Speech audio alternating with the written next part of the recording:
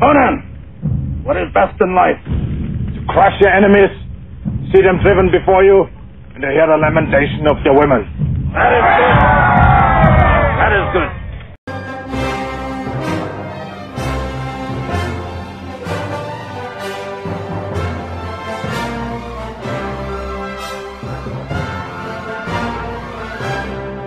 Hello, welcome to Wahoo Warrior. This will be game 2 of the one-day 3-match tournament at Tabletop Game and Hobby in Overland Park, Kansas. Just again, I wanted to say how impressed I was with the store. The merchandise purchasing area was large. This is a picture of the back room. There's also 3 more tables to the right off this picture. As you can see, there was probably about 20 people or so in this tournament-ish. And yeah, I thought it was a great turnout. I think the only army not present was Empire, but there was a player who there was Bretonnian, pretty neat Bretonnian army, and High Elves, everybody, Beastmen. So here's my list again real quick, in case you missed it. It's 40 Thunders, got the special character Grim Burlickson, Runesmith with Spell Eater, a BSB with the slowness and whatever, and stubborn.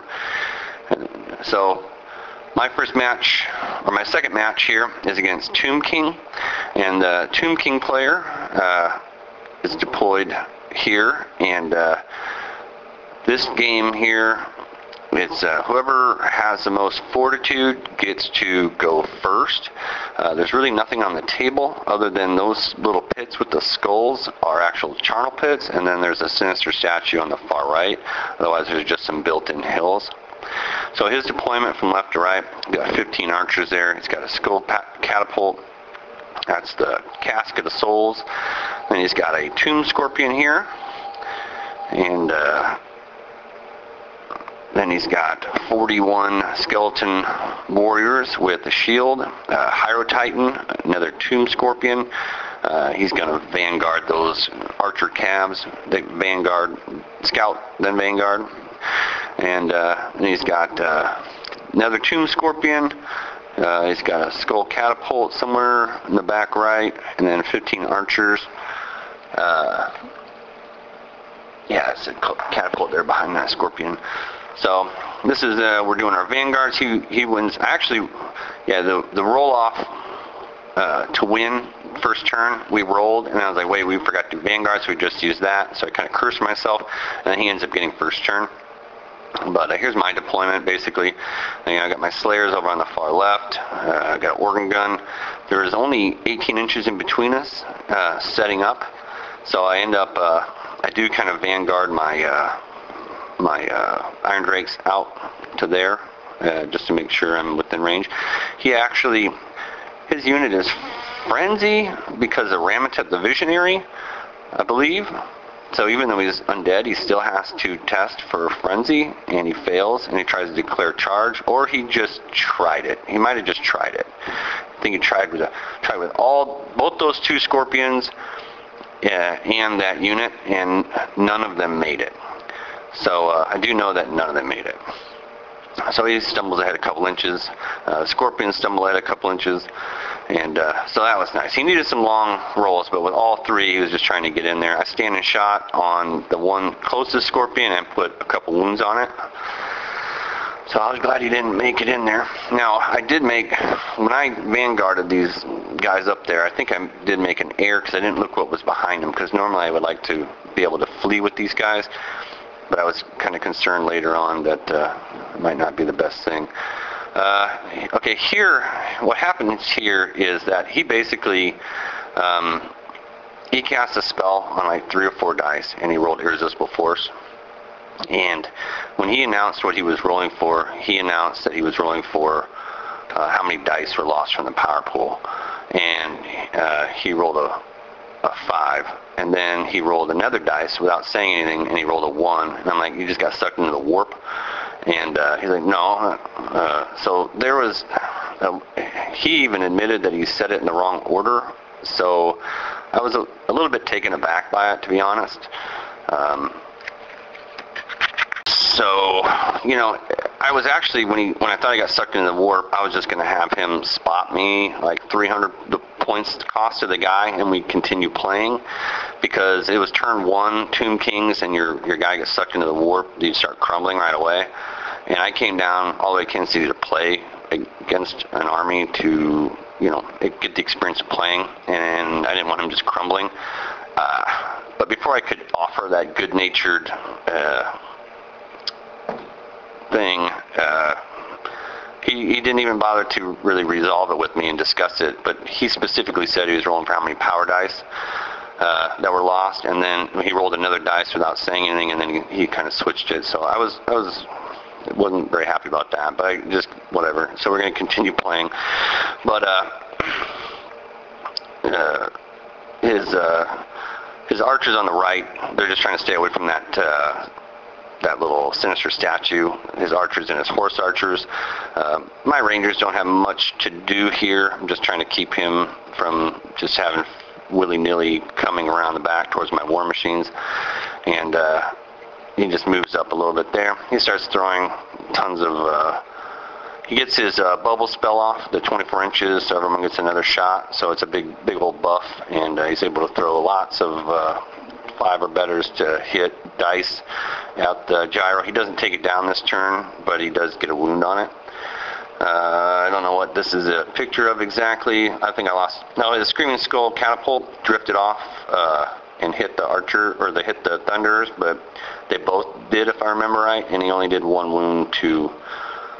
Both times he only did 1 wound with the center hole shot. Other than that, didn't really do anything where I made my 4-up armor save.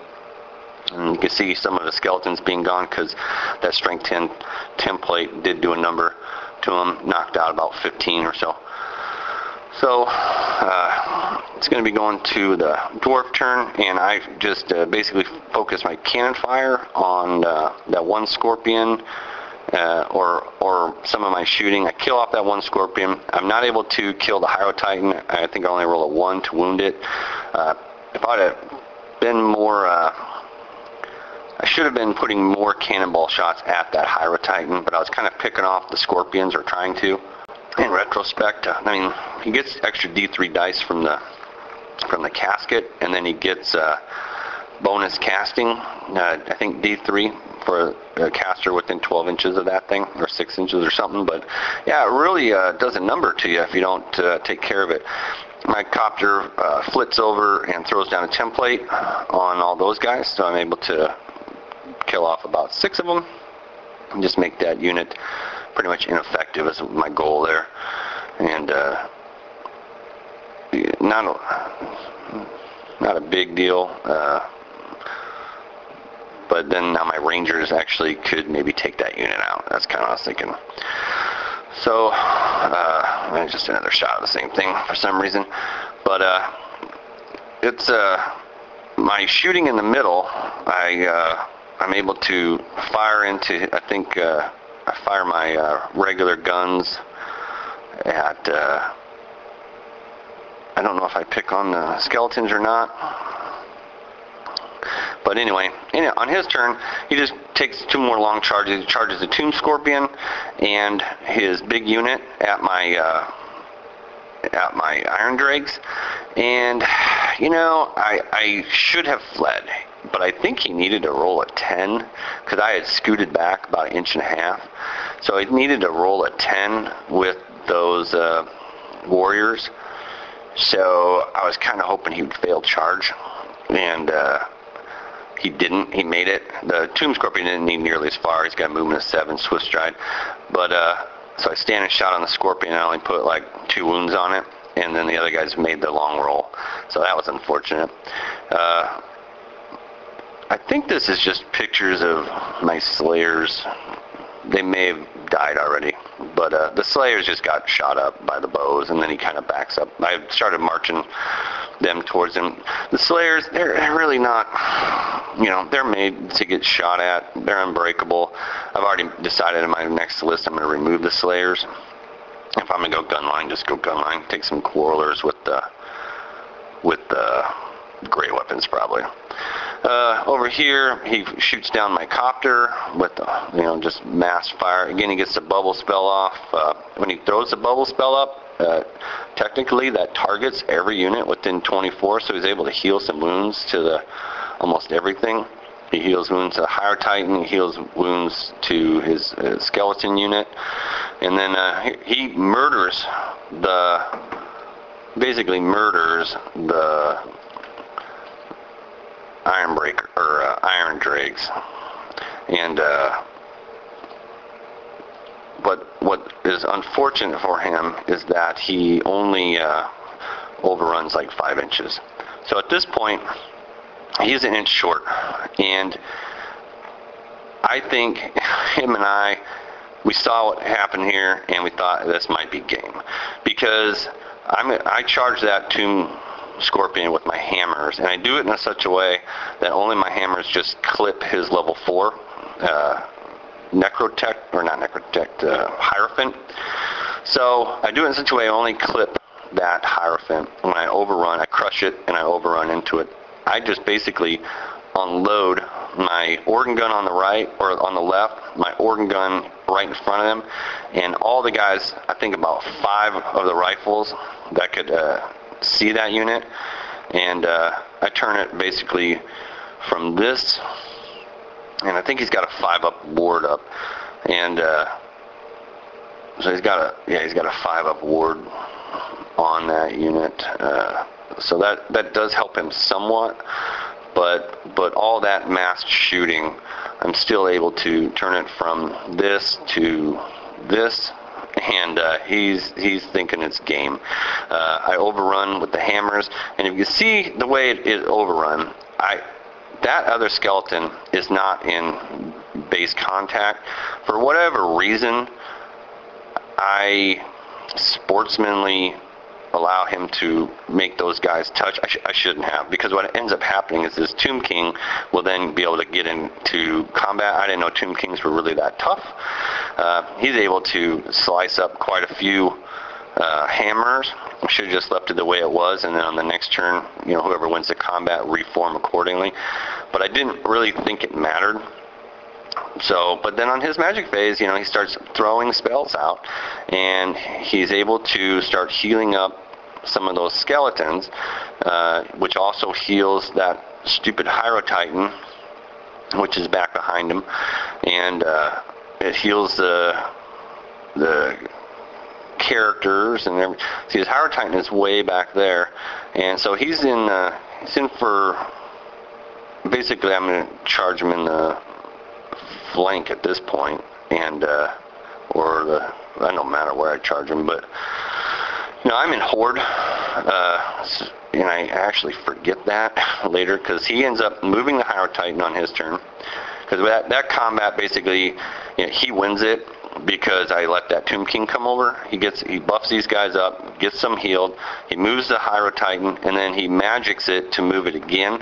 So he's got it in that position there, which is smart thinking, and it's a great play by my opponent. He was thinking a turn ahead. He didn't give up hope, even though I could kind of, after that shooting phase, see that he was in big trouble. And also, his Casket of Souls went the fuck off this turn. It killed both my organ guns. It killed the organ gun, hit that unit, didn't do a whole lot there, hit the other organ gun, killed it, and I'm leadership 9, leadership 10, no, leadership 9, and it went off. He's rolling like a boss. And so he just picked up a good 250-ish points right there, plus eliminated those from being able to basically put down some of his other units. So that was pretty big. I put 2 wounds on the Necrotech, or the Hierophant Titan, because I did roll Hatred. So I'm able to, even though I have 6 attacks, I'm able to re-roll misses, and he's got a 4-up ward, but I'm able to put 2 wounds on him, and so he can't heal that because it was after the magic phase. So the Tomb King got in. I mean, it was his. I let him do it. I think at the time I was probably thinking, well, I'll be able to kill that Necrotech. So anyway, it don't matter. That really don't matter. Here's what matters. What matters is I charged this dude. So I got the charge, a BSB, a rank. I got Grim Burlerkson, who's strength 6, and I've got a Runesmith with a great weapon. Now, I totally forgot, I'm almost 99% sure, to throw the back rank's attacks, the supporting attacks. And, good grief, sorry. So, I only think I do a couple wounds to him. He throws all of his, almost, because I go before him with everybody but my great weapon guy. He throws all his attacks on my great weapon guy, kills him before he can strike. He thunder stomps, a pretty good amount of thunder stomping, and so he ends up doing 2, 3, 4 wounds, and he must have did some more with the thunder stomp before I took this picture, because I've got 2 ranks, a banner, and a BSB still. So I'm up 4, and I did 1 wound. So whatever, he thunder stomps, and it ends up, he still has a wound left. Oh, crap. Now I regret not cannonball that thing more, because that would have been game. I could have done that combat, overran into the Tomb King combat. I would have had the flank. I would have had all those extra attacks on the measly skeletons, and I would have had the BSB, and he would have just crumbled apart. Even though I mean, those skeletons with all those buffs on, they're good. The Tomb King, he's got a Herald, he's got that Ramatep guy. I did kill the Necro, I kicked the Hierophant. So his army does start to crumble at this point. So on his turn, and then I get a picture, he on the end of that combat, he wipes out all but 1 hammer. There was 1 hammer left alive. That's all I needed. I was stubborn 10, so I held him up. So on his turn, all he could do was kill it and reform. And I had killed that Hierophant Titan on his turn, so I was able to reform. And on my turn, here's where I make another big error. I don't know what the points were at this point, and it was probably really close. I totally forget about the special victory conditions, which are whoever gets to the break point first wins a bonus 300 points from their opponent, victory points. And you can see he's healed more skeletons up on his last phase, but he doesn't have some of his buffs on. So I had reformed like that so I could get around the Tomb Scorpion. I should have just cleaned up the Scorpion and totaled up the points. It probably would have been a draw. But what I do is I charge, and he challenges with his Necro Tomb Herald, and my champion takes it, and he doesn't actually kill my champion. I made armor saves and my 6-up shield parry, and I stayed alive. But then his Tomb King kills like 5 dudes, and actually he directs all of his attacks because I stupidly put my general in base contact, so he kills my general. And what that does, he's 165 points. It drops me to the Fortitude, so he gets another 300 points, so that's 465 points. And he also gets the bonus 100 for killing a general. So that was a 565 point swing. I win that combat, but I'm not able to crumble him down to nothing. Here, my Dwarfs Rangers go ahead and charge in, trying to pick up the 190 points for these guys or whatever they're worth.